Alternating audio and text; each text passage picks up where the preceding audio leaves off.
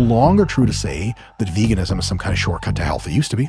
Beyond Meat, Impossible Foods are not selling as many products as they were. 11 Madison Park is reintroducing meat to its menu. Vegans just can't win no matter what they do. They think being vegan somehow inoculates them, and they're like, I'm vegan.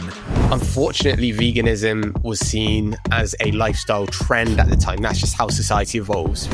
I think in the end, the vegans win. And that's a good thing, because the vegan diet is a morally superior diet, period.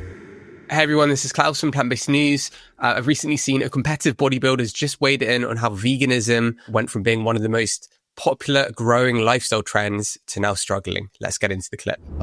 It used to be true that vegans were some of the leanest and healthiest people that you would study statistically as a group. It was true in the 80s, it was true in the 90s, it was true in the early 2000s. And then veganism exploded in popularity, as well as it should, because there's a very, very compelling argument from an ethics perspective and an environmental perspective about how animals are bad to kill. I have all the love for that in the world. I think it's dope.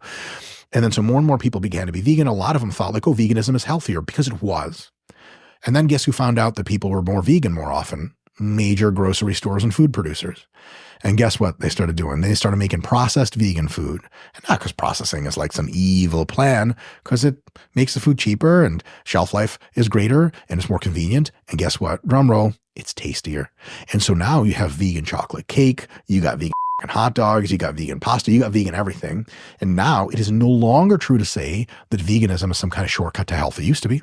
And now it's like, dude, if you're vegan, you got to make sure you get enough protein and just don't eat tasty breakfast cereal for every meal of the day. Dr. Mike Israetel is his name, and he's got a sports science PhD. He's a competitive bodybuilder. He looks like one, to be fair, and also Brazilian jiu-jitsu black belt. And the clip we've just seen was him recently on the Iced Coffee Hour podcast.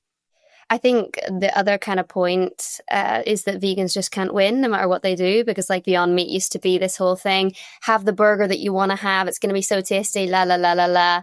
And now it's like, we don't want that. That's too processed. And now Beyond are trying to go, okay, let's change the ingredients and make it healthy. And people are like, but that's still processed. Whatever you do, it's going to be, we don't want it, basically. I think it's very important, particularly with people of these backgrounds, to emphasize nutritional quality really is dependent upon a whole food versus processed diet, right? And arguably so, individuals that are carnivorous, that don't eat a lot of processed meats and processed dairy and still depend on a lot of whole food in their diet are significantly healthier than those that don't choose to follow that type of lifestyle. This discussion reminds me of an article that I saw in the New York Times called Why the Vegans Lost. A lot of data shows that Beyond Meat, Impossible Foods are not selling as many products as they were. 11 Madison Park, the high-end New York restaurant, which went plant-based after COVID-19, is reintroducing meat to its menu. One high-profile vegan crypto entrepreneur, Sam Bankman-Fried, is in jail.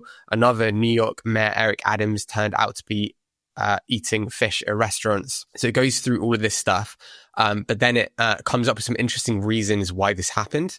And one of the lines is, but quite a lot of people might have eaten vegan if another trend hadn't come along.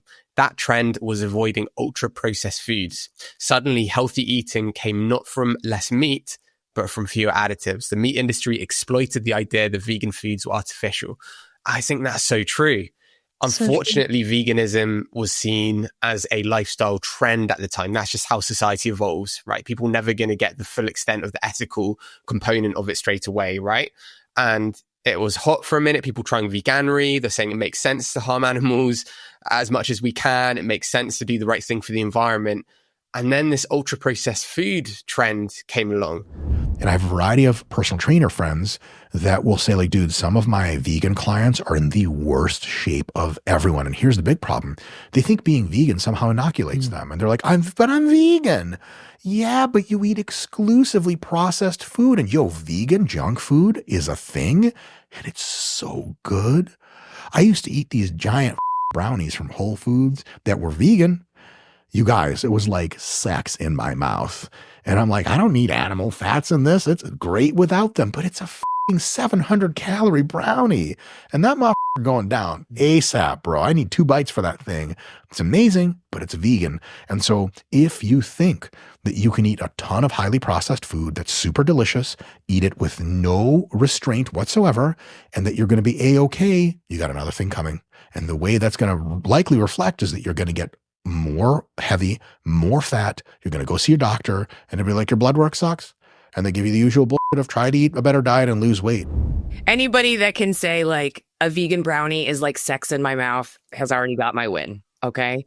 And he's brilliant. He's an educated researcher, scientist, and he walks the walk, talks the talk, right? He makes a lot of good points. But to conflate veganism with ultra processed food and knowing a lot of vegans that may be out of shape or unhealthy or obese generalizes a subgroup of individuals. As someone who has been a former professor of kinesiology, and that's been teaching students anywhere from the ages of 18 to 25 on average, I have seen a lot of very unhealthy kinesiology students who are also not vegan. So I don't want to say that this is particular to a specific group, but both a plant-based diet and an omnivorous diet can both be very unhealthy. I used to say and cite studies showing that processed vegan burgers and hot dogs and vegan food is healthier than its animal-based counterparts. Yeah. And I still believe that is true, but only marginally. So I've stopped making the argument. It's just people don't want to get into an academic discussion about which junk food is marginally better than the other. So I go back to the point that you've said, Shabnam, which is like, if you want to be healthy, you can absolutely do that on a plant-based lifestyle. Just eat whole foods.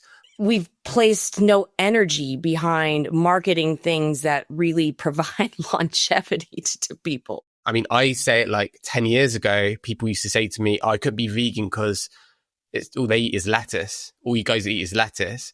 And now people say to me, I could be vegan because it's unhealthy. So there is something in what he's saying.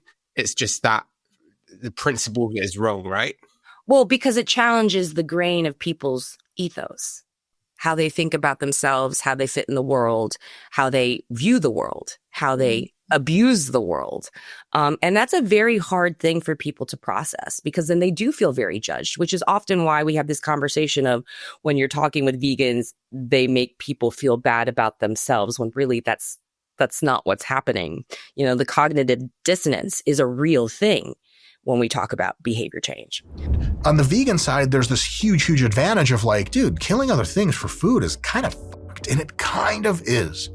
I mean, like, industrial slaughter of animals is really fucked up. Now, it's a nuanced perspective, because if you can take really good steps to make sure the animals are not suffering, you let them live at or above their naturally expected lifespan, and then you slaughter it for meat, that's probably not unethical. Really unethical is suffering plus then some gnarly factory farming.